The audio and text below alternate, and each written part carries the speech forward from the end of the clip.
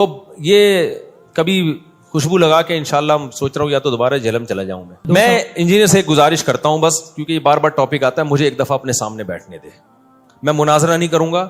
میں جیسے آپ نے ہر ایک کو سوال کرنے کی اجازت دی ہے، میں بھی آپ سے ایک طالب علم بن کے آؤں گا، اسٹوڈنٹ کی حیثیت سے، بہت ادب سے، بہت تمیز سے، کوئی جھگڑا نہیں، کوئی پھڈا نہیں، ایسے بیٹھوں گا آپ کی خدمت میں، آپ کے چرنوں میں، آپ کے پاؤں میں، آپ سے سوال پوچھوں گا. آپ نے یہ جو حدیث پڑھی تھی اس دن، اس کا جو ترجمہ کیا تھا، یہ کون سی کتاب میں لکھا ہوا ہے یہ والا ترجمہ؟ سمجھ رہے ہیں؟ آپ نے جو یہ کہا تھا کہ کسی نے بھی اس حدیث کو صحیح قرار نہیں دیا، تو یہ آپ کو خواب آیا تھا، یہ کسی بزرگ نے کوئی الہام ہوا تھا، فلاں فلاں نے اس کو صحیح قرار دیا ہے، آپ نے کیسے پھینک دی؟ آپ نے جو اس دن یہ کلپ میں فرمایا تھا کہ یہ علماء دیوبند کا گڑھا ہوا عقیدہ ہے، تو یہ تو ہزاروں سال سے یہ عقیدہ چلا آ رہا ہے، تو گڑھا ہوا تو وہ چیز ہوتی ہے جو ایجاد کی ہو. تو یہ آپ نے کیسے بہت لمبی، یعنی بہت تمیز سے نا، پھینکنا کا لفظ استعمال کروں گا کہ اتنے سوالات ہیں نا، بے ہوش نہ ہو جائے نا، میرا نام بدل دینا، بھاگ جائے گا. وہ پتہ ہے کیا کہتا ہے؟ کلپ بازی کرو. تو کلپ بازی میں پھر یہ ہوتا ہے کہ وہ ایک لمبی بحث چلتی ہے نہ ختم ہونے والی. اس کے بہت سارے، ابھی دیکھو نا کلپ بازی ہوئی ہے نا عدالتی خلا پہ، میں نے اتنا مدلل ریکارڈ کروایا، مان لیا اس نے کہ ایسا پی گیا، ایسا گھما دیا. اس کے اسٹوڈنٹ بھی کہنے ہاں اس نے تو یہ دعویٰ ہی نہیں کیا. تو اس میں خیانت آسان ہوتی ہے، جب فیس ٹو فیس بیٹھ کے بات ہوتی ہے نا تو پھر بھاگنا بہت مشکل ہوتا ہے. اب یہ عبداللہ بن عباس والی حدیث جو ہے، جابر بن زید کہتے ہیں کہ عبداللہ بن عباس وہ کہتے ہیں میرا خیال یہی ہے کہ ظہر کو مقدم کیا تھا، عصر کو، ظہر کو مؤخر کیا تھا، عصر کو مقدم. فوراً انجینئر نے کیا کہہ دیا، کوئی حنفی نے یہ بول دیا ہے. تو میں جب سامنے بیٹھا ہوتا میں کہتا ہے kindly excuse me sir please. ہم اسکول میں تھے نا، ایکسکیوز می ایسے اپنی مس کو جب ہم نے کو پوچھنا ہوتا تھا نا، میس ایسے ہم وہ دیکھا 50-50 میس. میں کہتا سر پلیز. پھر میں کہتا سر یہ حنفی کا الزام غلط ہے اس کے اوپر، یہ عبداللہ بن عباس کا شاگرد ہے یہ. اور نسائی میں تو خود عبداللہ بن عباس سے منقول ہے یہ، لیکن چلو اس میں اضطراب ہے، اس میں بعض لوگ کہتے ہیں عبداللہ بن عباس کی طرف اس قول کی نسبت درست نہیں ہے. تو ایسے ایسے بلنڈر ہیں، لیکن اپنے یعنی بالنگ بھی خود ہی، بیٹنگ بھی خود ہی، اور امپائر بھی خود ہی. ایسے میچ میں جیتنا، وہ شعر یاد کر لو بس، ہم کو دیکھ کے شرماؤ تو شرمانے کی داد بھی دیں. شاعر اپنی محبوبہ سے کہہ رہے تم ہر وقت شرماتی رہتی ہو نا، یہ کوئی شرمانا کوئی یہ اٹریکشن کا ذریعہ نہیں ہے. ہم کو دیکھ کے شرماؤ تو شرمانے کی داد بھی دیں، آئینے میں دیکھ کے خود کو شرمانے سے کیا ہوگا. یعنی تم آئینے میں کھڑے ہو کر اپنے آپ کو دیکھ کے ہی شرماتی رہتی ہو، وہاں تعریف کرنے والا کوئی بھی نہیں ہے. تو اپنے ہی منہ میاں مٹھو بننا بہت آسان ہوتا ہے.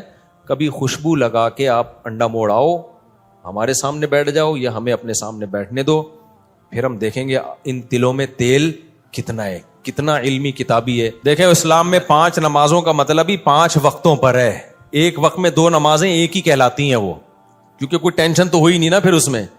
تو 5 نمازوں کا مطلب 5. اور حدیث جبرائیل میں بھی ہے کہ نمازوں کے اوقات نبی صلی اللہ علیہ وسلم نے بتائے ہیں، ایک نماز دوسری نماز کے وقت میں داخل نہیں ہو سکتی.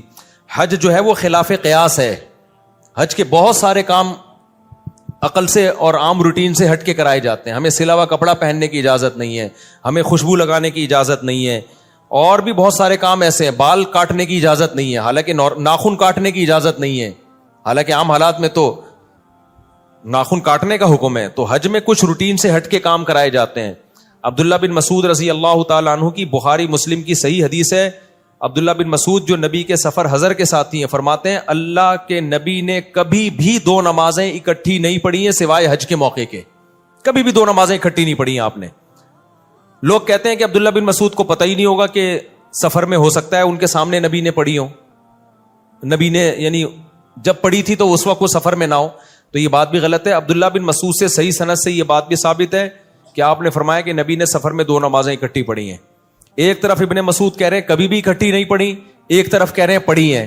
اس کا مطلب جو پڑھی ہیں اس کا مطلب کچھ اور ہے، اور نہیں پڑھی ہیں اس کا مطلب کچھ اور ہے. جو پڑھی ہیں وہ ایسے پڑھی ہیں کہ ظہر کو مؤخر کیا آخری وقت میں پڑھا، اور عصر کو مقدم کر کے اول وقت میں پڑھا.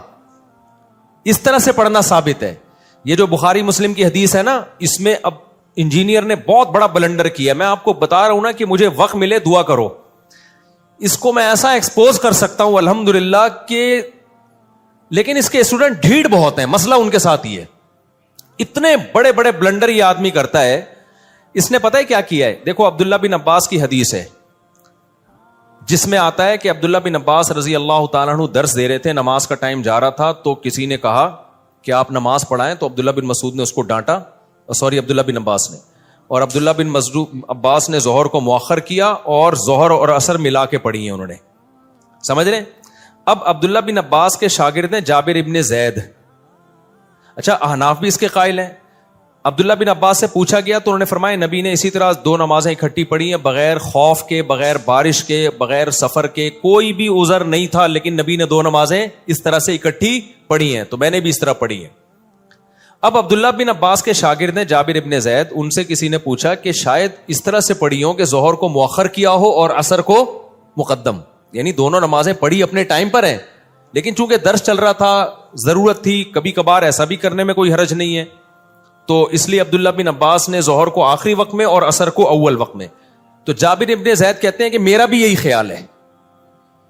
اب اس سے احناف کے موقف کی تائید ہو رہی ہے کہ کبھی اگر کوئی عذر ہو تو اول وقت میں پڑھنے کے بجائے آپ ظہر کو آخر وقت میں لے جاؤ اور عصر کو اول وقت میں لے جاؤ. تو یہ احناف کا بھی یہی موقف ہے, اس طرح سے آپ جمع کر سکتے ہیں. انجینئر نے اتنی بڑی خیانت کی ہے, اس نے کہا کہ وہاں کوئی حنفی بیٹھا ہوا تھا اور اس نے یہ تعویل کر دی کہ ظہر کو مؤخر کیا, عصر کو مقدم کیا.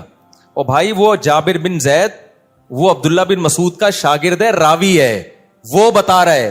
تو میں انجینئر کے اندھے مقلدوں سے پوچھتا ہوں, عبداللہ بن عباس کی ایک حدیث کا مطلب وہ ہے جو ان کے شاگرد بتا رہے ہیں, اور ایک مطلب وہ ہے جو جہلم میں 15ویں صدی کا بندہ بیٹھ کے بتا رہا ہے.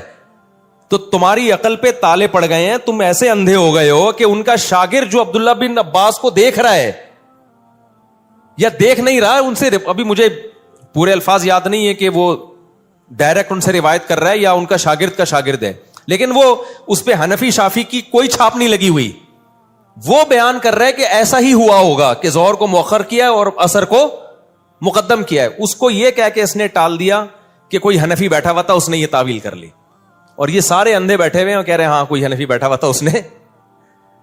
عبداللہ بن عباس کا شاگرد جو مطلب بتا رہا ہے وہ مطلب اندھی تقلید ہے, اور انجینئر جو مطلب اپنی طرف سے تھوپ رہا ہے کہ ظہر کو قضا کر کے انہوں نے عصر میں پڑھی ہے. اگر اس حدیث کا یہ مطلب بیان کیا جائے نا, بغیر عذر بغیر وجہ کے ظہر کو عصر کے وقت میں پڑھا ہے, تو پھر یہ عصر کی نماز کی جو حفاظت کا قرآن نے حکم دیا, حافظوا علی الصلوات والصلاۃ الوسطی, خصوصاً درمیانی نماز کی حفاظت کرو, اس کا مطلب کیا ہے پھر؟ اور وہ جو حدیث جبریل میں آتا ہے ظہر کا وقت یہاں سے یہاں تک, عصر کا وقت یہاں, یہ اس کا مطلب کیا ہے؟ جب بغیر کسی وجہ کے بھی یہ جائز ہے, تو نمازوں کی حفاظت کے بارے میں جو قرآن کی اتنی آیتیں ہیں کہ والذین هم علی صلواتہم یحافظون, ایمان والے اپنی نمازوں کی حفاظت کرتے ہیں. عبداللہ بن مسعود کہتے ہیں اس کا مطلب ہے ہر نماز اپنے ٹائم پہ پڑھتے ہیں. تو عبداللہ بن عباس اتنی بڑی غلطی کریں گے؟ اور یہی تعویل بڑے بڑے علماء نے کی ہے. اہل حدیث علامہ شوکانی اہل حدیث عالم ہیں, انہوں نے یہی مطلب بیان کیا کہ ظہر کو مقدم کیا تھا اور عصر کو, ظہر کو مؤخر کیا اور عصر کو مقدم کیا, نمازیں اپنے ٹائم پہ ہی پڑھی ہیں.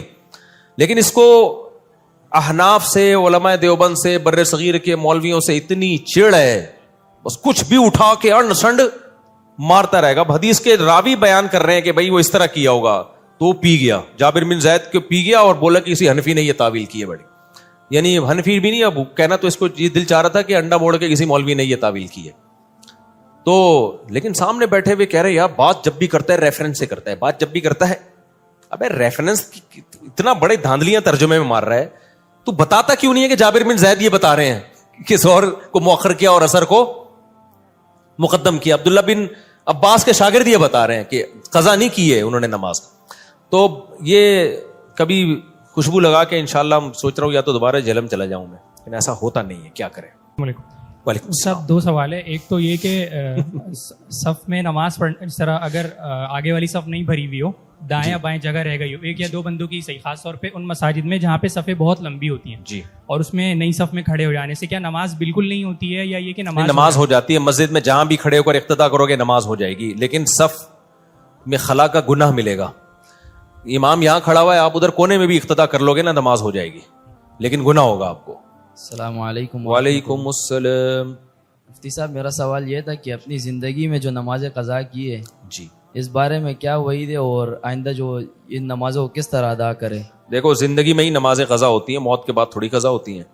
جو بھی زندگی میں نمازیں قضا ہو گئی ہیں, ایک نماز کا قضا کرنا اکبر الکبائر ہے, کبیرہ نہیں ہے, اکبر الکبائر. کبائر میں بھی سب سے بڑا گناہ ہے, اتنا بڑا جرم ہے نماز کا قضا کرنا. تو نماز ذمے سے ساقط نہیں ہوتی. ہاں کوئی کافر مسلمان ہوا ہے تو اس پہ تو نماز پہلے لازم ہی نہیں تھی نا, لہذا وہ اس دن سے شروع کرے گا. مسلمان جو تھا اس پہ تو جب سے بالغ ہوا ہے نمازیں اس کے ذمہ لازم ہے, تو وہ لوٹانا اس پر لازم ہے. لوگ کہتے ہیں قضاء عمری کی دلیل کیا ہے, ان سے پوچھا جائے نہ ہونے کی کیا دلیل ہے. حدیث میں آتا ہے دین اللہ احق ان یقضى, اللہ کا قرض اس بات کے زیادہ لائق ہے کہ اس کو ادا کیا جائے. تو اس میں توبہ بھی کرے اور قضا بھی پڑھ لے. السلام علیکم. وعلیکم مفتی السلام. صاحب میرا ای کامرس کا بزنس ہے, تو پاکستان سے پروڈکٹ باہر بھیجتے ہیں, یو ایس, یو کے, کینیڈا نا. تو اب پاکستان میں پیمنٹ اویلیبل نہیں ہے, پیمنٹ پلیٹ فارم لائک پے پال, اسٹرائپ اویلیبل نہیں ہے. تو باہر ہمارا فرینڈ وغیرہ ہے جس کے ڈیٹیل کے اوپر اکاؤنٹ بنایا ہوا ہے, جس کی ڈیٹیل پہ اکاؤنٹ بنایا ہوا ہے, تو اس سے بنانے سے پہلے پرسنٹیج ڈسکس کی کہ 15% ہم آپ کو پے کریں گے جو بھی ارننگ ہوگی اس کے اندر. تو اب جو بھی ارننگ آتی ہے تو اس کو 15% پے کرتے ہیں. تو یہ سود میں کے زمرے میں تو نہیں ہے؟ یعنی اس کا اکاؤنٹ آپ استعمال کر رہے ہیں؟ جی بالکل. اس کے اکاؤنٹ میں پیسے آتے ہیں جی, اور وہ اپنا اکاؤنٹ استعمال کرنے پر آپ سے جتنی بھی ٹرانزیکشن ہوگی اس کا 15% لیتا ہے پر ٹرانزیکشن. یہ آپ نے اس کو قرض دیا ہے اور آپ اس کو قرض دینے کا ہی, سود تو نہیں ہے یہ, سود نہیں ہے کیونکہ سود تو کہتے ہیں قرض دے کے نفع حاصل کرنا. ٹھیک. تو آپ نے تو اس کو اس کے اکاؤنٹ میں گویا اگر اس کو ہم قرض بھی سمجھتے ہیں نا, قرض دے کے الٹا اسی کو 15% دے رہے ہو آپ, تو یہ سود میں نہیں آتا. باقی یہ کہ یہ شرعن جائز ہے یا نہیں ہے, تو دیکھیں اکاؤنٹ استعمال کرنے کا متعین پیمنٹ ہونی چاہیے. یہ جو پرسنٹیج کے حساب سے کر دیا نا, پرسنٹیج کے حساب سے جب پروفٹ ہوتا ہے جب ایک کی محنت ہو اور ایک کی انویسٹمنٹ ہو, تو یہ تو مزاربت بھی نہیں ہے اور مشارکت بھی نہیں ہے, یعنی دونوں کی پیمنٹ بھی نہیں ہے کہ اس میں ہم شرکت, کوئی کاروبار ہو رہا ہو پیمنٹ ملا کے, نہ مزاربت ہے. تو محض اکاؤنٹ استعمال کرنے کا ایک متعین کرایہ آپ اس کو دے سکتے ہیں. تو اس کو اس طرح سے کہہ کریں کہ بھائی میں آپ کا اکاؤنٹ استعمال کروں گا, اس کا اسپیسیفک میں اتنا رینٹ دیا کروں گا آپ کو. اور سب دوسرا سوال یہ ہے کہ جس طرح سے بات کی جاتی ہے کہ ریاست کے ساتھ جو ہے نا وہ ایک تعمیری رویہ ہونا چاہیے, مطلب بغاوت کا یا جھگڑے کا, فساد کا نہیں ہونا چاہیے. جی البتہ احتجاج کرنے کا حق ہے. تو کل یا پرسوں کی بات ہے, یہ فلسطین کے سلسلے میں اسلام آباد میں ریلی وغیرہ ہو رہی تھی, سینیٹر مشتاق احمد خان وغیرہ ان کی ٹیم تھی پوری. تو جس طرح سے ان کو پولیس کی گاڑیوں میں بھرا گیا ہے, ڈالا گیا ہے گردنوں سے پکڑ کے, اور اسی طرح سے ابھی کل یا پرسوں کی بات ہے, ایک کراچی یونیورسٹی کے پروفیسر کو اغوا کر لیا گیا ہے. تو اس طرح کے واقعات پہ آپ کے پاس اگر جائز راستہ بھی نہ ہو احتجاج کرنے کا یا ریکارڈ کروانے کا, تو پھر اس صورت میں آدمی کیا کرے؟ خاص طور پہ جامعۃ الرشید کا کیا موقف ہے, جبکہ ان کی طرف سے خاص کے تاکید آتی ہے کہ آپ حمایت کریں اداروں کی. اس طرح کے واقعات پہ جامعہ کا رد عمل کہاں پر آتا ہے اور کس طرح سے آتا ہے اور کس طرح سے آتا ہے؟ دیکھو اس صورت میں سب سے پہلی بات یہ کہ جب تک دونوں طرف کی بات نہ سن لو کسی ایک کو فیور نہ کرو. جب تک دونوں طرف کی بات نہ سن لو, کسی کو اٹھایا, گرفتار کیا, ریلی پر پولیس نے مقابلہ کیا, کیا کیا, آپ جا کے پہلے پولیس سے بھی ملو, یعنی جس نے پولیس کو آرڈر کیا نا اس سے پوچھو آپ نے کیوں کہا ہے. ہو سکتا ہے ان کے پاس کوئی ایسی ویلڈ بات ہو کہ آپ کہو کہ یار یہ بالکل ٹھیک ہے, میں فیور نہیں کر رہا. لیکن جب تک دونوں طرف کی بات سامنے نہ آ جائے نا, اس وقت دیکھو میں اکثر ایسی چیزوں پہ خاموشی اختیار کرتا ہوں. ہمارے ہاں اکثر کیا ہوتا ہے, جو سوشل میڈیا پہ متحرک لوگ ہیں, جب بھی کوئی واقعہ ہو فوراً بیان داغ دیا. میں نہیں بیان داغتا, اس لیے کہ ایک طرف کی خبر آ رہی ہوتی ہے, دوسری طرف کی نہیں آتی, یا آتی ہے تو آتھینٹک نہیں ہوتی. تو ہم نے زندگی میں بہت تجربے کیے ہیں. ہم بعض دفعہ پورے کانفیڈنس کے ساتھ کانفیڈنٹلی کسی کو درست سمجھ رہے ہوتے ہیں, جب آپ ڈیپ میں جاؤ گے نا تو وہ غلط نکلے گا. ابھی ریسنٹلی آپ دیکھ لو, قادیانیوں کے فیور میں جو سپریم کورٹ نے ایک قانون پاس کیا تھا جس میں قادیانیوں کو تبلیغ کی اجازت دی جا رہی تھی. بہت لوگوں نے مجھے کہا کہ آپ سپریم کورٹ کے جج کے خلاف بیان دو. میں بیان دے دیتا, مجھے پتا تھا کچھ بھی نہیں ہوگا میرے خلاف, کو یہ نہیں کہ میں بزدلی کا شکار ہو گیا. میں نے کہا یار پہلے جب تک میں لا پڑھوں گا نہیں, لکھا ہوا کیا ہے, پروپیگنڈے کا فوراً شکار نہیں ہونا چاہیے. پہلے تو پڑھو اس لا کو, دیکھو ہے کیا, کیا بھی ہے کہ نہیں کیا, ایسا الفاظ کیا ہیں اس کے, پھر تمیز سے ایک کام کی کوشش کرو, سپریم کورٹ کے جج سے ملنے کی کوشش کرو, یا پیغام پہنچانے کی کوشش کرو, یا اعلیٰ اہلکاروں تک بات پہنچاؤ. ہو سکتا ہے ہمارے احتجاج کے بغیر اور ایک تمیز سے ایک کام ہو جائے. تو ہوا یہ تھا, جب سپریم کورٹ کے جج کا یہ فیصلہ آیا تو آپ کو پتا ہے جنرل عاصم منیر کے ساتھ علماء کی میٹنگ ہوئی ہے نا کچھ دن پہلے, بہت سارے علماء گئے تھے اس میں, تو ہمیں بھی دعوت تھی, ہم بھی گئے. تو وہاں علماء نے یہ مسئلہ جنرل عاصم منیر کے سامنے اٹھایا. بریلوی علماء بھی تھے, اہل حدیث بھی تھے, دیوبندی بھی تھے, سب نے شیعہ بھی تھے. یہ مسئلہ اٹھایا کہ سپریم کورٹ نے, جنرل عاصم منیر نے بلایا اس لیے تھا کہ کوئی کسی کو اعتراض ہے, کوئی اشکال ہے تو کرے. تو یہ مسئلہ اٹھایا کہ بھائی یہ سپریم کورٹ نے قادیانیوں کو تبلیغ کی اجازت دے دی ہے. جنرل عاصم منیر نے کہا کہ آپ وہ قانون پڑھیں, اس میں قادیانیوں کو تبلیغ کی اجازت نہیں دی گئی ہے. پھر بھی پڑھنے کے بعد بھی اگر آپ کو کوئی اعتراض ہے تو ہم اس اعتراض کو دور کریں گے. وزیر اعظم صاحب بھی بیٹھے ہوئے تھے. جب اس قانون کو پڑھا گیا تو ہوا یہ تھا کہ اصل جو قانون تھا نا وہ یہ تھا کہ قادیانی اپنے بچوں کو تعلیم, یعنی تعلیم کا لفظ تھا جو اپنے بچوں کے لیے تھا, لیکن اس قانون میں یہ سقم تھا کہ اس سے قادیانی غلط فائدہ اٹھا سکتے تھے. جج کی نیت تبلیغ کی نہیں تھی کہ قادیانیوں کو تبلیغ کی جائے, لیکن ورڈنگ ایسی تھی کہ اس کے دو مطلب نکلتے تھے, اور کل فیوچر میں قادیانی اس تعلیم کے لفظ کو جو اپنے بچوں کو جو پڑھا رہے ہیں نا اس کو بنیاد بنا کر وہ تبلیغ بھی کر سکتے تھے. لہذا یہ بات پھر حضرت مفتی تقی عثمانی صاحب کے پاس گئی اور دیگر علماء کے پاس گئی. تو پھر علماء نے یہ احتجاج کیا, کہا کہ بھائی یہ جو لفظ ہے نا, اگرچہ جج کی نیت یہ نہیں تھی کہ تبلیغ کی اجازت دی جا رہی ہے, جج کی نیت ٹھیک تھی, لیکن اس الفاظ میں یہ سقم ہے. تو بڑے آرام سے کام ہوا. ہمیں پتا چلا کہ جج بھی قادیانیوں کے 100% خلاف ہے. جتنے ہم خلاف ہیں نا, ہم سے زیادہ وہ سپریم کورٹ کے جج خلاف تھا. اس نے فوراً چینج کر دیا اس کو. ابھی حضرت مفتی تقی صاحب سے نہیں بات چیت ہوئی ان کی. تو ایک کام آرام سے ہو سکتا ہے, کچھ غلط فہمیاں بھی ہوتی ہیں, ہم کیوں فوراً حکمرانوں کے خلاف, فوج کے خلاف, جج کے خلاف کیوں ایک تماشا کھڑا کر دیں. جتنا اختلاف, فوج کے خلاف بھی اختلاف رکھو, جتنا ہے اتنا رہنے دو اس کو. ہر چیز میں نہیں ہم نے اگینسٹ جانا ہے.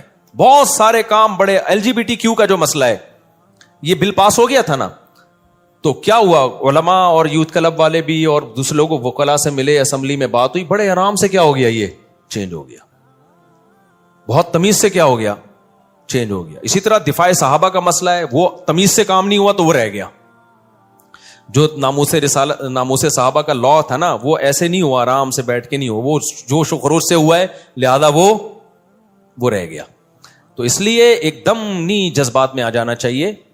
تو ہمیں جس چیز کا نہ پتا ہو خاموشی ٹھیک ہے, کسی کو نہ مخالفت کرو نہ فیور کرو.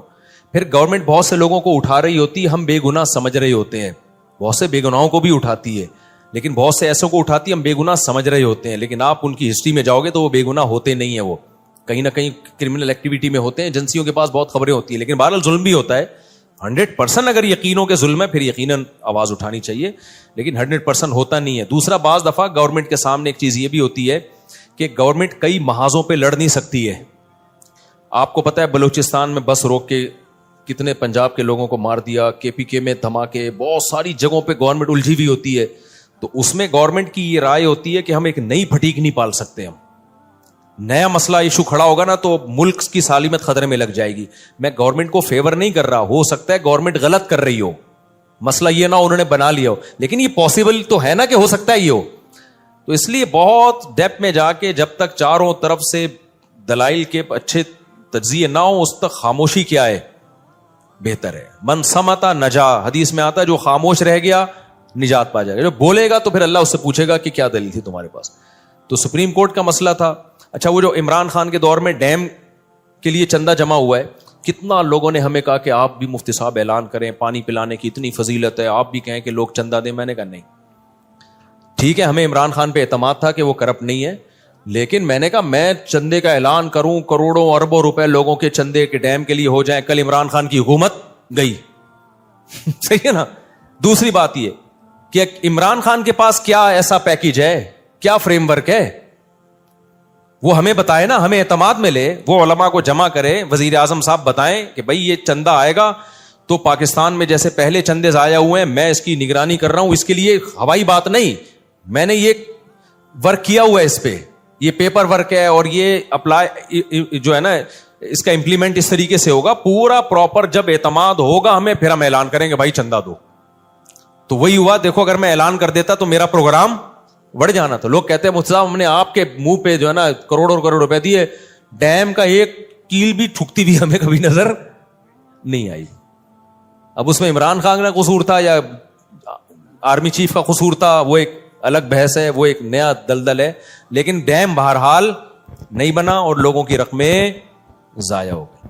تو اس لیے میں نے خاموش. اچھا میں نے یہ بھی نہیں کہا کہ نہیں دو چندہ. لوگوں نے کہا پھر جب اعتماد نہیں ہے تو آپ اعلان کرو بھائی ڈیم میں چندہ مت دو. میں نے کہا کیوں, ہو سکتا ہے بن جائے بھائی, میں کیوں لوگوں کو خیر کے کام سے جو کر رہے ہیں اپنی ذمہ داری پہ کرے. تو اس لیے من سمتا نہ جا, بہت ساری چیزیں ایسی ہیں, چپ بیٹھے رہو, یہ آپ کے لیے زیادہ بہتر ہے. تو خاموشی اختیار کرو. فیور کرنے میں بہت ڈیپ میں جا کے دیکھو, ہمارے ہاں لوگوں کی فطرت پتہ ہے کہ ہمیشہ طاقتور کے خلاف بولتے ہیں. یہ ٹرینڈ ختم ہونا چاہیے. ہمیشہ طاقتور کے خلاف بولتے ہیں. لوگ سمجھتے ہیں طاقتور ہمیشہ غلط ہوتا ہے. اس کی میں ایک مثال دیتا ہوں. لینڈ کروزر والا جا رہا اور بائک والے کو ٹکر ہو جائے, لوگ بائک والے کو پڑھ کے کبھی کٹ نہیں لگائیں گے. کٹ کس کو لگائیں گے؟ کیونکہ طاقتور کون ہے, وہ ہے. حالانکہ غلطی بائک والے کی بھی ہو سکتی ہے. ٹرک کے نیچے بائک والے آتے ہیں, پٹتا کون ہے؟ ٹرک والا. حالانکہ 20 دفعہ ہم نے دیکھا ہے غلطی کس کی تھی؟ ٹرک والا تمیز سے چلا رہا ہے, اس کو پتہ نہیں یوں گھس کے ٹائروں کے بیچ میں سے نکلنے کا شوق تھا. پٹتا ہمیشہ. یہ لوگوں کی نیچر ہے. وجہ اس کی یہ کہ جب آپ طاقتور کے خلاف بولتے ہو تو لوگ بہادری کا خطاب دیتے ہیں, کمزور کے خلاف بولتے ہو تو لوگ کہتے ہیں یہ طاقتور کا چمچہ ہے. نہیں آ رہی میرا خیال ہے بات. مثال کے طور پر امریکہ میں مجھے کوئی اچھی چیز نظر آئے نا, جب میں بولتا ہوں امریکہ کی یہ چیز اچھی ہے, لوگ کہتے ہیں دیکھو یہ چمچہ گیری کر رہے ہیں. مجھے 5 روپے بھی نہیں ملتے امریکن گورنمنٹ سے. آپ کہتے ہو مفتی صاحب کو ڈر ہے, پابندی لگا دیں گے, لگا دیں. میرا کون سا وہاں بچے ہیں یار, 2 دفعہ جا چکا ہوں, مجھے وہ کیا ہے, تو تبلیغ کے لیے جا رہے ہیں, تو ہمیں کیا لینا دینا بھائی اس سے. لیکن کیا ہے کہ جب بھی آپ طاقتور کے حق میں بولو گے, لوگ آپ کو بزدلی کا تانا دیں گے, چمچہ گیری کا تانا دیں گے. اور جب بھی کمزور کے خلاف بولو گے تو لوگ آپ کو ظالم کہیں گے. تو آپ نے یہ نہیں دیکھنا کہ طاقتور کون ہے, حکومت میں کون ہے, کمزور کون ہے, نہ, آپ نے ہمیشہ دیکھنا ہے حق پر کون ہے. اگر ٹرک والے نے بائک والے کو ٹکر ماری, غلطی بائک والے کی ہے, تو پٹے گا کون؟ بائک والا پٹے گا, لینڈ کروزر والا نہیں پٹے گا. سمجھ رہے ہو؟ ہمیشہ ساتھ کس کا دینا ہے؟ حق کا ساتھ دینا ہے. اگر حکومت صحیح کر رہی ہے, پبلک کی طرف سے کوئی غلطی ہو رہی ہے تو حکومت کو فیور کرنا ہے. حکومت غلط کر رہی ہے, پبلک صحیح کر رہی ہے, تو فیور کس کو دینا ہے؟ پبلک کو فیور دینا ہے. تو حق کا ساتھ دینا ہے. لیکن ہمارے یہاں یہ نہیں ہے. ہمارے یہاں ہمیشہ طاقتور کے خلاف بولا جاتا ہے, اس کو کمال سمجھا جاتا ہے. یہ دیکھا نہیں جاتا کہ اب حکومت کسی کو بھی پکڑ کے اندر کر دے گی, ظلم ہی ہے. بھائی ہو سکتا ہے ظلم نہ ہو, یہ عین انصاف ہو, آپ کے ملک پہ امن کے لیے ہو رہا ہو, اور یہ بھی ہو سکتا ہے کہ ظلم ہو. تو جو ہے تحقیق کے بعد آپ بات کرو.